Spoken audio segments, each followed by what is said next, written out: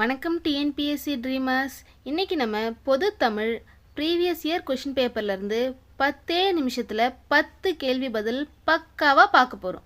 வாங்க பார்க்கலாம். இன்றைக்கி நம்ம 2012 குரூப் 2 பொது தமிழ் கேள்வித்தாளிலிருந்து 10 கேள்விகள் 1லேருந்து 10 வரைக்கும் இப்போ பார்க்க போகிறோம். பார்க்கலாங்களா?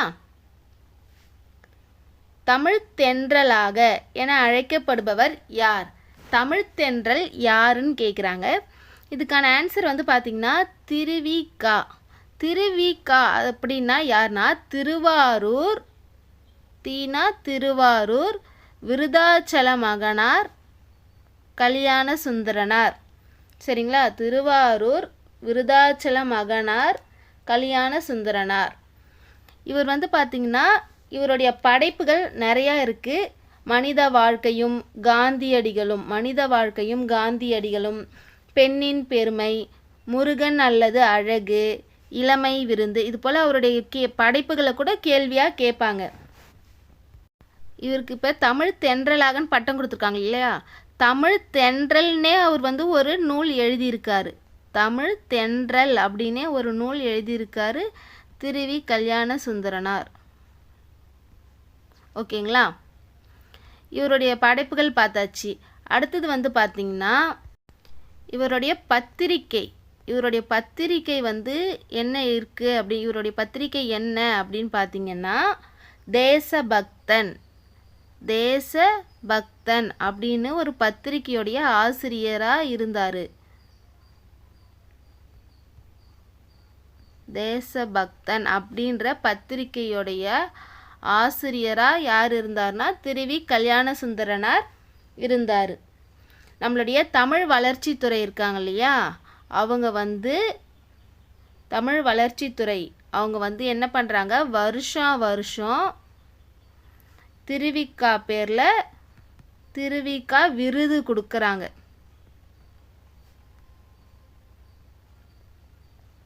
வருஷத்துக்கு ஒரு தடவை திருவிக்கா விருது யார் கொடுக்குறாங்கன்னா நம்ம தமிழ் வளர்ச்சித்துறை கொடுக்குறாங்க. அடுத்த கேள்வி போலாங்களா? பொறுத்துக, மேட்ச் பண்ண சொல்கிறாங்க. மழவன், மல்லன், மழுங்குதல், மல்குதல் அப்படின்னு கொடுத்துருக்காங்க. மழவன் அப்படின்னா என்ன அப்படின்னா வீரன். மழவன் மாவீரன் அப்படின்ற மாதிரி ஞாபகம் வச்சுக்கணும். மழவன் வீரன், மல்லன் இளைஞன், இளைஞன் அப்படின்னு ஞாபகம் வச்சுக்கணும். மழுங்குதல்னா வந்து பார்த்திங்கன்னா கெடுதல். இப்போ மழுங்கிடுச்சுன்னா அது கெட்டுடுச்சு அப்படின்னு சொல்லுவோம் இல்லையா? மல்குதல் அப்படின்னா குறைதல். அடுத்த கேள்வி போலாங்களா? ஒலி வேறுபாடு அறிந்து சரியான பொருளை அறிதல். உலை சின்னலை வந்திருக்கு, பெரியலை வந்திருக்கு. ஓகேங்களா? இப்போது உலை, கொல்லன் உலை, இப்போ நம்ம வந்து அடுப்பில் ஒலை கொதிக்குது அப்படிலாம் சொல்கிறோம் இல்லையா? அந்த உலை வந்து பார்த்திங்கன்னா சின்னலை. உலை பெரியலை வந்து பார்த்திங்கன்னா பிடரி மயிர். இது வந்து இப்போ நம்ம சிங்கத்துக்கெலாம் பிடரி மயிர் இருக்கும் இல்லையா? அது வந்து பார்த்திங்கன்னா அந்த பிடரி மயிரை வந்து நம்ம உலை பெரியலை சொல்லுவோம். இப்போ சிங்கம் பெருசு, உலை வைக்கிற உலை சின்னது.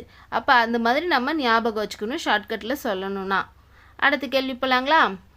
நில்லா உலகம் புள்ளிய நெறித்தே போல் என்னும் உவமையை விளக்கும் பொருள் கேட்குறாங்க.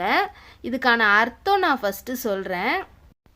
இப்போது இந்த உலகத்தில் வந்து பார்த்திங்கன்னா எதுவுமே நிலை இல்லை. நம்மளுடைய உயிர் நிலை இல்லை, நம்மளுடைய இளமை நிலை இல்லை, நம்மளுடைய வயசு நிலை இல்லை, நம்மளுடைய செல்வம் நிலை கிடையாது இல்லைங்களா?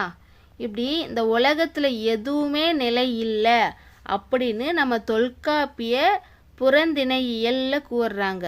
தொல்காப்பிய புறந்திணையியலில் சொல்கிறாங்க. இந்த வரிகள் வந்து இந்த உலகத்தில் எதுவுமே வந்து பார்த்திங்கன்னா நிலை இல்லாமல் அழியக்கூடியது அப்படின்னு தான் இதில் சொல்ல வராங்க. அப்போ இதில் என்ன சொல்கிறாங்க? இறங்காமையாக சொல்கிறாங்க? இல்லை. அழியாமையாக சொல்கிறாங்க? இல்லை. அழிவாக சொல்கிறாங்க? இல்லை. நிலையாமை, நிலைத்து நிற்கலை அப்படின்றத தான் இதில் சொல்கிறாங்க. அடுத்த கேள்வி போலாங்களா? நீருக்குள் பாசி போல பொருத்தமான வாக்கியத்தினை தேர்ந்தெடுங்க. ஒரு பழமொழி சொல்லியிருக்காங்க, நீருக்குள் பாசி. நீருக்குள்ளே பாசி கண்டிப்பாக இருக்குங்களா? நீர் இருந்தால் அங்கே பாசி இருக்கும். தண்ணி எங்கேயாவது தேங்கி இருந்தாலும் என்ன ஆகும்? பாசி பிடிக்கும். இங்கே பாருங்கள், தந்தை இறந்த செய்தி, அதுக்கு மேட்ச் ஆகலை. மாணிக்கமும் சிவாவும் சேர்ந்து செல்ல மாட்டார்கள் அப்படின்றாங்க. ஆசிரியர் நடத்திய பாடம் நன்கு பதிந்தது. அறிவழகனும் தமிழ்ச்செல்வனும் உற்ற நண்பர்கள். தண்ணியும் பாசியும் வந்து பார்த்திங்கன்னா பெஸ்ட்டு ஃப்ரெண்ட்ஸ் மாதிரி. 2 பேரும் தண்ணி இருந்தால் பாசி இருக்கும், பாசி இருந்தால் அங்கே தண்ணி இருக்கும், அந்த மாதிரி இல்லைங்களா? அப்போ இதுதான் இதுக்கான ஆன்சர். அடுத்த கேள்வி போகலாங்களா? அகர வரிசைப்படி சீர் செய்க சொற்களை. நம்ம ஏற்கனவே படிச்சிருக்கோம். நம்ம எப்படி படிப்போம்? காக்கா கீக்கி அந்த வரிசையில் நம்ம ஜாலியாக இதை கண்டுபிடிக்கணும்.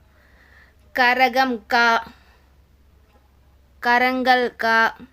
பாருங்க, கரகம் காக்கு அப்புறம் இங்கு கரத்தல் கரந்தை.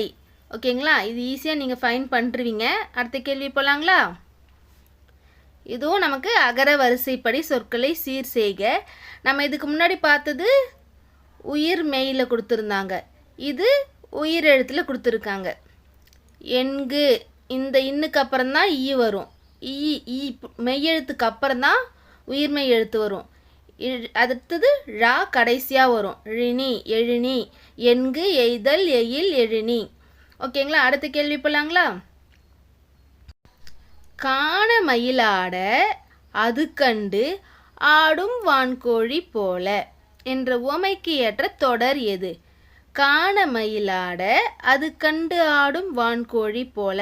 நம்ம மயில் வந்து பார்த்திங்கன்னா மழை வரப்போகுது அப்படின்னா அந்த இருட்டிக்கிட்டு காத்தடிக்கும் இல்லையா? மழை வரப்போகுதுன்றப்ப மயில் வந்து நடனம் ஆடும். அதோடைய தோகையை விரித்து வந்து பார்த்திங்கன்னா நடனம் ஆடும் மயில். சரிங்களா? நம்மளுடைய வான்கோழி இருக்காங்களே, நம்ம மயிலுக்கு தோகை எப்படி இருக்கும்? இப்படி இருக்கும், இப்படி இருக்கும். நம்ம வான்கோழிக்கு இதே தான் இருக்கும். நம்ம வான்கோழி என்ன பண்ணுவார்? அவரும் டான்ஸ் ஆடுறன்ட்டு ஆடுவார். ஓகேங்களா? அது மாதிரி அப்படின்னு சொல்ல வராங்க. அதுவும் ஆடும். அப்போ ஓகே, நமக்கு விஷயம் தெரிஞ்சிருச்சு. இப்போ இதில் எது மேட்ச் ஆகுது பார்க்கலாமா? நானும் மணியும் நல்ல நண்பர்கள். நான் கடின உழைப்பினை மேற்கொண்டாலும் மணியினை போல உயர முடியவில்லை. ஏன்னா இன்னாதான் வான்கோழி டான்ஸ் ஆடினாலும் மயில் மாதிரி ஆயிருமா? மயில் ஆகிர முடியாது இல்லையா? அப்போ இதுதான் இதுக்கான ஆன்சர். அடுத்த கேள்வி போகலாங்களா? வேர் சொல்லை தெரிவு செய்க. ஆண்ட. வேர் சொல்னாலே கட்டளையிடுற ஒரு சொல்லாக இருக்கணும். போனான் அப்படின்னு சொன்னால் அதுக்கான கட்டளை சொல் வேர் சொல் போ. வந்தான் அப்படின்னு கொடுத்து கேட்டாங்கன்னா வா.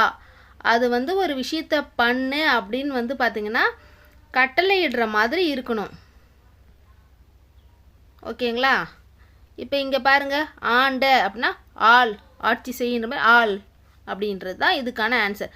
அது வந்து இன்னொன்று என்னென்னா பகாபதமாக தான் இருக்கும் வேர் சொல் எப்பவுமே. சரிங்களா? அடுத்த கேள்வி போகலாங்களா? இதுவும் வேர் சொல்லை தெரிவு செய்க. ஓடிய அப்படின்னா நம்ம வந்து மோஸ்ட்லி அப்போ மொதல் 2 எழுத்தாக தான் இருக்கும் அப்படின்ற மாதிரி கெஸ் பண்ணுறக்கூடாது. அப்படி குழப்பறதுக்கு தான் இங்கே ஓடி அப்படின்னு கொடுத்துருக்காங்க. ஓடிய. போனான் அப்படின்னா போ அப்படின்றது. அது மாதிரி ஓடிய அப்படின்னா ஓடு, ஃபஸ்ட்டுங்கிறது ஓடு, அதுதான் அதுக்கான ஆன்சர். பகாபதமாகவும் இருக்குது. ஓகேங்களா? இன்றைக்கி 10 கேள்வி நம்ம முடிச்சிட்டோம். அடுத்த 10 கேள்வியில் அடுத்த வீடியோவில் நான் உங்களை பார்க்குறேன். அது வரைக்கும் விடைபெறுகிறேன். நன்றி, வணக்கம்.